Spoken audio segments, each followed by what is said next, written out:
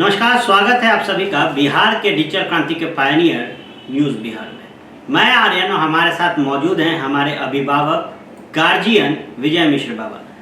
चर्चा बड़ी हो गई है बिहार की राजनीति की, क्योंकि अब औकात और आईना दिखाया जा रहा है बिहार की राजनीति में। चर्चा में है लालू प्रसाद यादव की लिखी गई किताब के कुछ पन्ने, जिसमें लिखा गया है कि जब महागठबंधन से दूर हुए थे नीतीश कुमार, तो उसके तुरंत बाद यानी कि 6 महीने के भीतर अपने हनुमान यानी कि पीके को लगातार लालू के पास भेज रहे थे नीतीश कुमार और इच्छा जाहिर कर रहे थे वापस से महागठबंधन में आने की।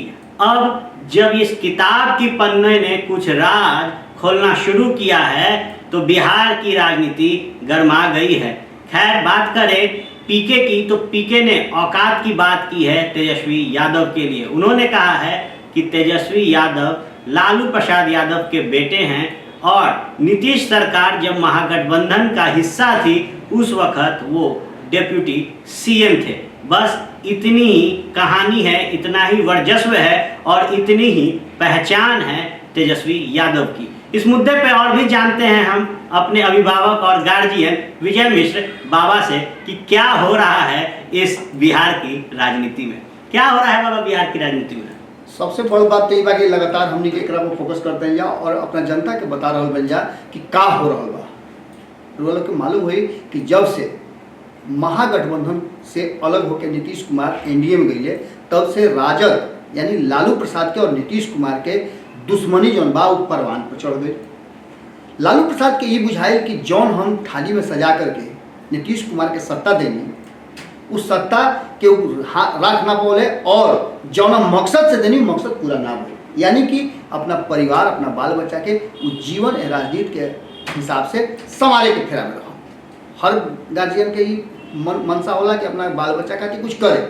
खैर, ये तो दिगर बात बा, लेकिन ये जैसे ही टाइम्स ऑफ इंडिया में ये बात सामने आई है कि लालू प्रसाद ये बात टाइम्स ऑफ इंडिया के साथ संवाद के बीच में कहले रहे हैं कि नीतीश कुमार मात्र 6 महीना के अंदर एनडीए में गईला के 6 महीना के अंदर में वो प्रयास कैले कि वो फिर से महागठबंधन में आ जा, लेकिन वो भरोसा के काबिल ना रहन और फिर वो पलटी ना मार देस, एक कोनो भरोसा उनका पर ना कल जा सकेला।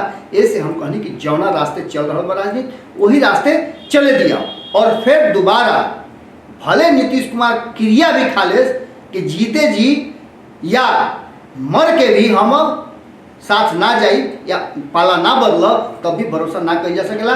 ऐसे कि पहले भी ये बात कह के और एनडीए में और मोदी के साथ जा चुकल बा। अच्छा बाबा, ये तो किताब के पन्ने बता रहे हैं, बयां कर रहे हैं। जब महागठबंधन टूटी थी उसके कुछ समय बाद ही ऐसा भी बताया जा रहा था, देखिए जनता सर्वोपरि है और जनता ही सबसे बड़ा सूत्र होती है। तो जनता कह रही थी लगातार कि इच्छा जता रहे हैं नीतीश कुमार आने के लिए, लेकिन राबड़ी देवी सख्त हैं। राबड़ी देवी कह रही हैं कि हम जान दे देंगे अगर नीतीश कुमार वापस आते हैं तो। राबड़ी देवी के टोन से ये बात कालो के टोन से पता चल रही कि काल नवादा में विभा देवी के प्रचार में हुई रही और एकदम रौद्र रूप में नजर आई। जे बात कह सकत रही, एक महिला होने के साथ साथ एक संवैधानिक पद पर भी रह बड़ी, और गरिमा भी उनका पता बा, ओकरा बावजूद जितना उभर के खुल के सामने आईली और हमला कैली अपना रौद्र रूप से, वो शब्द के बयान हमरा बुझाता कि चुनाव आयोग भी ऊपर संज्ञान ले सकेला। ऐसे कि ठग तक वो कहली। अच्छा, ठग तक कहली तो एक और सवाल कि पीके ने आईना दिखा दिया है, औकात की बात कर दी है। और औकात किसे दिखाया है? तो जो नेता प्रतिपक्ष की भूमिका निभा रहे हैं और महागठबंधन को अपने पिता के गैर मौजूदगी में आगे ले जा रहे हैं। अब एकरा पर जब बात आगे बढ़ल तो इस संदर्भ में प्रशांत किशोर के नाम भी सामने आए रहे। वो चर्चा में वो लेख में ये भी बात लिखा रहा कि प्रशांत किशोर बिचवनिया के काम करते रहा, मीडिएटर। बिचवनिया माने मीडिएटर होला, भोजपुरी में ओकरा के बिचवनिया कहा जाला। बिचवनिया काम करता ना। हालांकि प्रशांत किशोर के पुरान काम बढ़ गए, प्रशांत किशोर के कोनो नया काम नहीं है। प्रशांत किशोर राजनीतिक सलाहकार रहे हैं और राजनीतिक रणनीतिकार भी रहे हैं।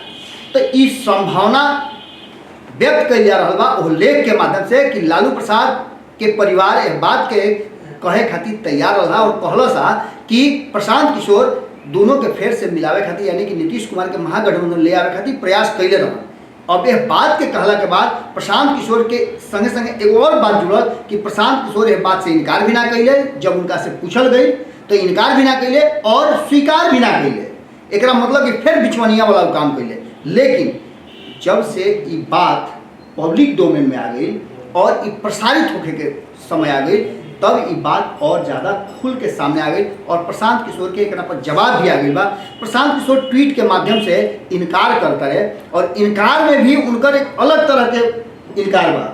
वो कोट करके यह बात पर जब तेजस्वी यादव कहले कि हाँ हमहूँ यह बात के जानकार बानी कि कई लोग नीतीश कुमार के फेर से हमारा पिताजी के साथ मिलवावे के और एक पटरी पर आ जाए कि यानी महागठबंधन में नीतीश कुमार के शामिल करावे खातिर कई लोग प्रयास कैले रहे, लेकिन पैरवी कर रहे हैं। लेकिन हर स्थिति में हमने के एक बात कह देनी जा कि अब नीतीश कुमार भरोसा के काबिल नहीं खान। एक बार ट्वीट भी पढ़ दीजिए जरा।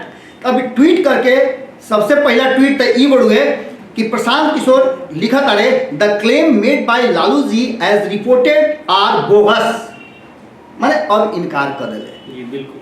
और इनकार के के बाद एक तेजस्वी यादव जौन बयान दे रहे हैं ओकरा के कोट करते हुए वो लिखा तारे कि कोट करके लिखा तारे कि आज भी लोगों के लिए आपकी पहचान और उपलब्धि बस इतनी है कि आप लालू जी के लड़के हैं।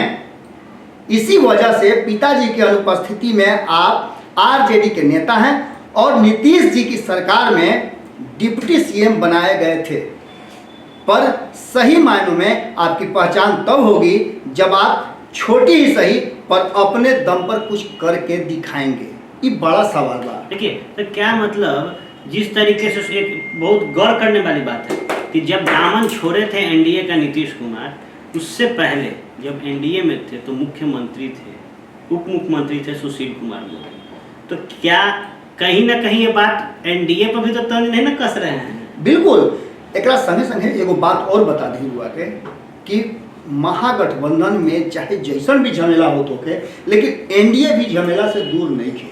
नीतीश कुमार के बयान जो आई था वो बयान में 2-3 गो बड़ा मार्केबल बात रहा और पर तंज भी कस ले रहा है। एक बात तो वो कि मोदी लहर हमारा नहीं खेल लौकत, पहला बात ही।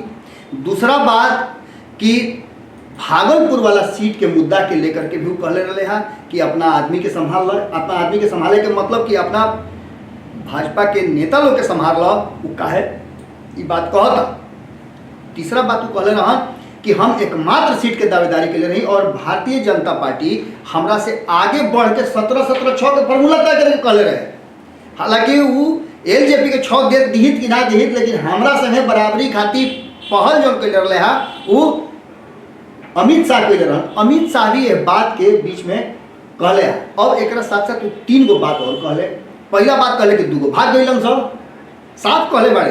रुआ अगर देखले हो वो एपिसोड तो रुआ जानता नहीं कि कहले कि 2 गो तो भाग गइलन सब, एगो मरिए गइलन, यही भाषा में कहले, एगो मरिए गइलन। अब बाकी 17 गो देवे के रहे तो 2 गो बात रहे 22 गो में से, तो 2 गो के बात रहे। ओकरा बाद एगो और बात कहले बारे कि 9 गो सीट ऐसा दिले बारे जना पर हारल रहे भारतीय जनता पार्टी। जी बिल्कुल। जना में 2 गो सीट तो हमरे बा, तो 7 गो सीट हमरे के दिले बड़ा और वो हारल सीट दिले बड़ा।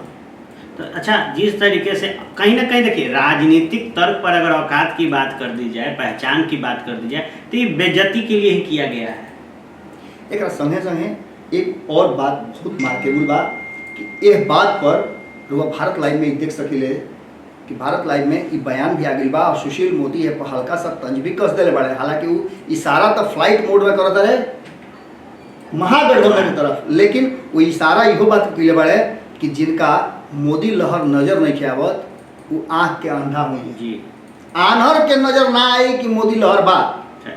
देखिए ये बिहार की राजनीति जो है बड़ा ही दिलचस्प हो गई है। जिस तरीके से सीटों का समीकरण विवादों में था, अब जब नॉमिनेशन नामांकन शुरू हो गया है उसके बाद आपसी बयानबाजी बखूबी देखने को मिल रही है। खैर घटक दल अपने गठबंधन पर तंज नहीं कस पा रहे, लेकिन कोई मौका भी नहीं छोड़ रहे विपक्ष के बहाने, सत्ता के बहाने अपने ही घटक दल पर तंज कसने की। यही है बिहार की राजनीति, हर दिन नए दिशा में जाती है और जब भी नए दिशा में जाती है एक नया राग, एक नया सूर छेड़ देती है, जिससे बवाल हो जाता है। आप देखते रहे भारत लाइव टीवी। धन्यवाद। हमारे फेसबुक पेज को लाइक करें, ट्विटर पर फॉलो करें न्यूज़ बिहार लाइव, और साथ ही साथ हमारे यूट्यूब चैनल को सब्सक्राइब करें। सब्सक्राइब करने के बाद बेल आइकन दबाना ना भूलें। धन्यवाद।